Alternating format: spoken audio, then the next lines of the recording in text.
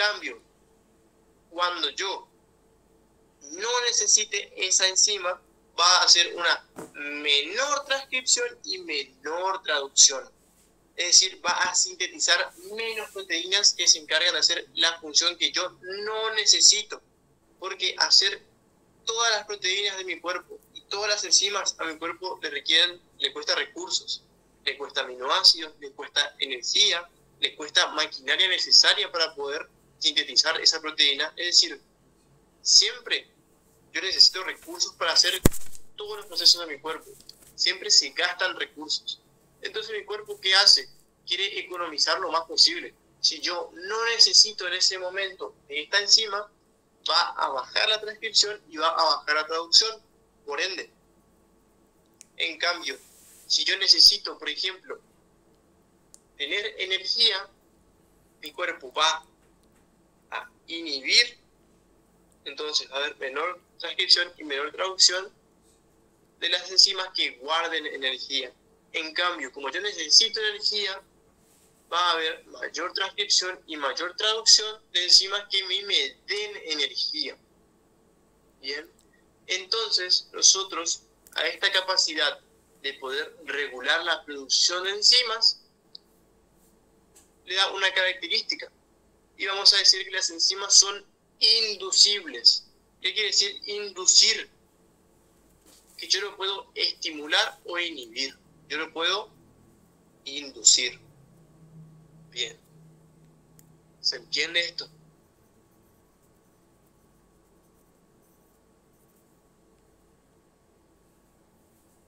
Sí, Franco, se entiende.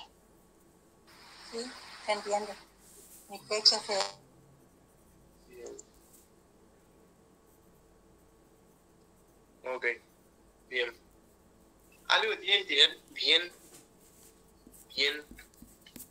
sabido es que cuando yo tengo bien lo que sería mis sustratos fuera de la enzima, vamos a decir que vamos a tener solamente a la enzima. ¿Sí? E es de enzima. Luego, cuando se unan mis sustratos a la enzima, vamos a tener el complejo de enzima, sustrato. Él se va a representar ES, cuando esté mi sustrato en la enzima. Bien, entonces, antes yo tenía lo que era sustrato más enzima. Luego yo voy a pasar a tener el complejo de enzima, sustrato, porque mi sustrato está en la enzima, bien, ya están juntas, y luego, al final de mi reacción, voy a tener el complejo enzima más producto. ¿Se entiende? Acá está mi enzima más el sustrato. Luego, está mi enzima y se apoyó mi sustrato, ¿bien? Esto es sustrato más producto. Perdón, sustrato más enzima. Cuando ya están juntas, bien, se va a llamar complejo enzima sustrato.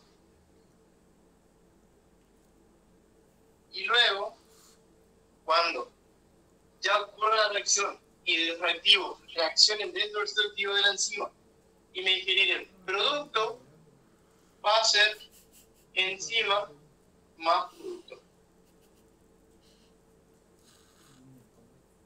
Esto es una manera de representar en qué fase o dónde nos ubicamos en la reacción. ¿Se entiende? Cuando nosotros estemos en una fase u otra, es decir, la biología nos menciona que estamos en la fase de sustrato más enzima, es que todavía no ocurrió la reacción, ¿sí? Luego ponemos el complejo de enzima-sustrato. Se une el sustrato al centro activo de la enzima, es decir, el lugar donde va a ocurrir la reacción. Tenemos al complejo enzima-sustrato. Y luego, al ocurrir la reacción dentro del centro activo de la enzima, vamos a tener a la enzima, ¿bien?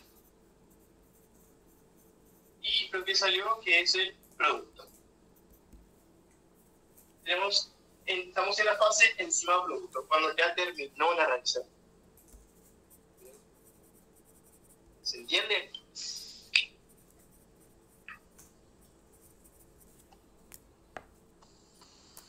¿Puedes repetir esa parte porque no se ve y ya me olvidé lo que dijiste, lo primero, allá arriba? Bien. Voy a dibujarlo acá en grande, sí. Gracias. Te pregunto, Franco, o sea que Sí. una vez que entra el sustrato a la enzima, se Sí. produce la reacción y el sustrato sale como producto. Exactamente. Lo que antes era sustrato, ahora va a ser producto. Dale. Bien. Primero que todo, nosotros tenemos a la enzima y vamos a tener a los dos sustratos o reactivos que van a entrar a su sitio activo, ¿sí? Ahí nosotros tenemos lo que es enzima más sustrato. Bien, estamos en esta fase. Enzima y sustrato aparte, ¿sí?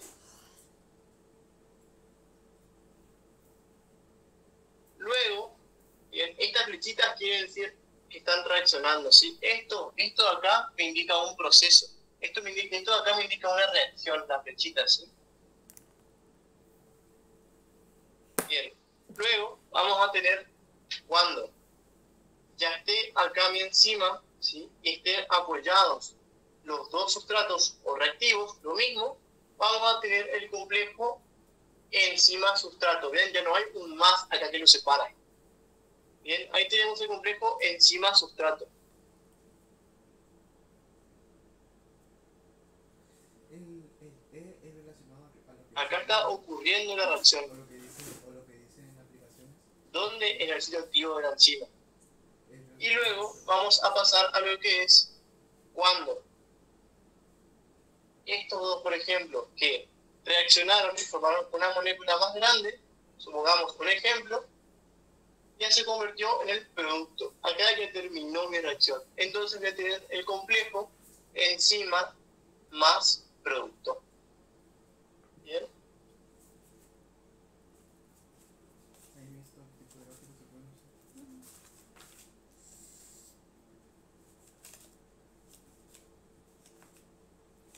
Perfecto. Antes que pueda dar la reacción, reaccionando después de la reacción. Puedo elegir uno, ¿no? Le digo, o dos, Bien. de barra. ¿Se entiende esto?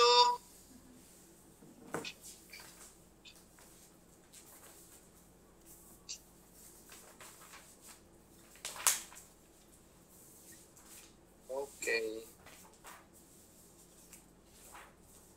Bien. Espero que hayan entendido por qué voy a ir preguntando a medida de la clase. Bien. ¿La enzima se reutiliza? Sí. Las enzimas pueden hacer muchas reacciones, ¿sí? Pueden hacer muchas veces una reacción. Las enzimas son reutilizables.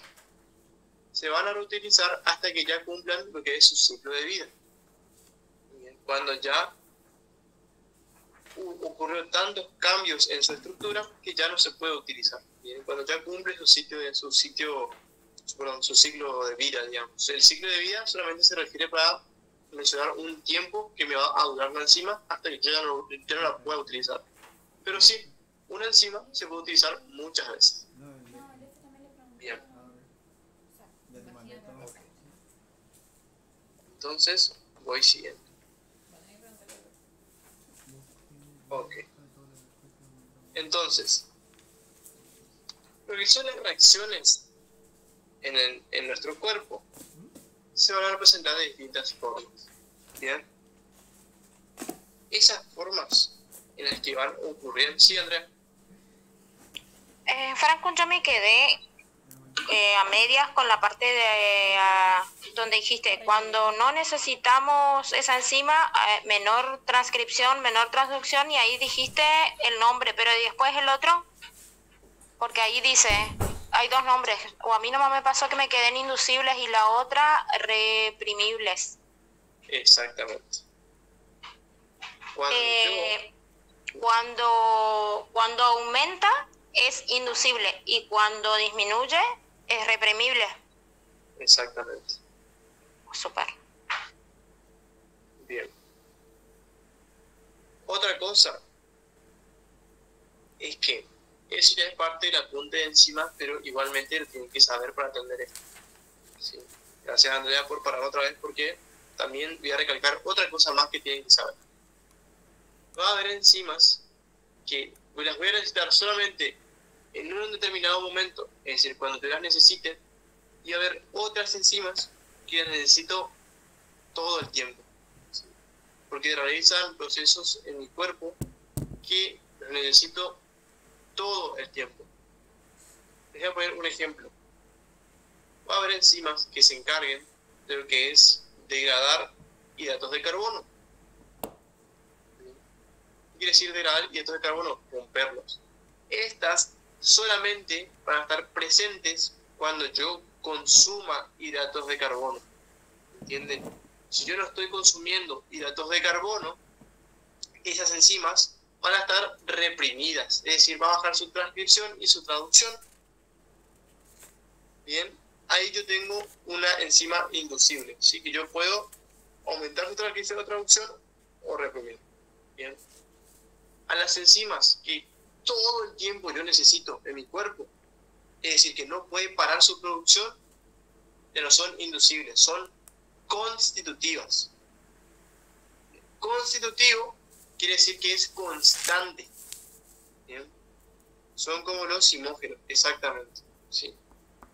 Bien.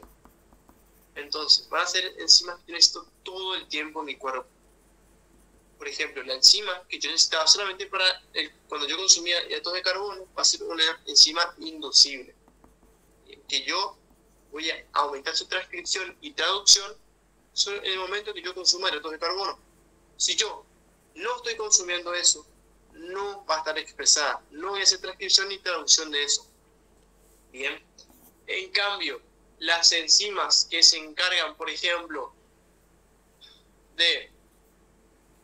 A ver, hay muchos nuevos que no dieron todavía potencial de acción, que están en esta clase, pero las enzimas que se encargan de recuperar el potencial de membrana cuando yo realizo una contracción, bien, esas enzimas van a estar todo el tiempo expresadas, porque yo todo el tiempo estoy haciendo contracciones, todo el tiempo estoy haciendo movimientos, y las enzimas que me permitan hacer eso van a estar todo el tiempo expresadas, van a ser constantes.